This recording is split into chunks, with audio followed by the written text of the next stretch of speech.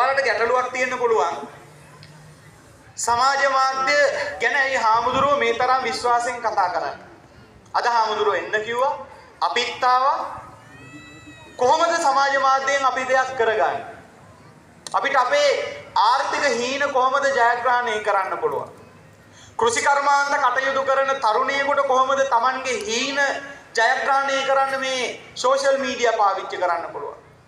යම්කිසි සේවා සැපයීමක් කරන අපි හිතමු පේන්ට් බාස් කෙනෙක්, ඒ වගේම පොටි බාස් කෙනෙක්, ටයිල් අල්ලන කෙනෙක්, වෙල්ඩින් වැඩ කරන කෙනෙක්, වාහන රිපෙයාරින් කරන කෙනෙක්, වාහන පේන්ට් කරන කෙනෙක්, AC රිපෙයාරින් කරන කෙනෙක්, CCTV කැමරා හයි කරන කෙනෙක්, වයරින් වැඩ කරන කෙනෙක්, මේ වගේ සේවා සපයන කෙනෙකුට කොහොමද රට වටින් ජොබ්ස් හොයාගන්න සමාජ මාධ්‍ය පාවිච්චි කරන්නේ?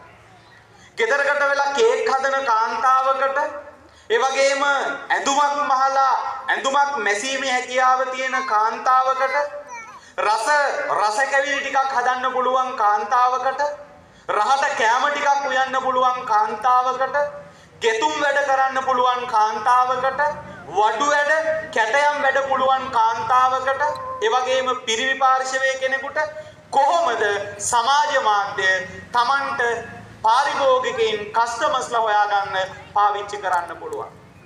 මෙන්න මේ දේ ගැන කතා කරද්දී මම පුංචි ඉතිහාස කතාවක් අරගෙන එන්නම්.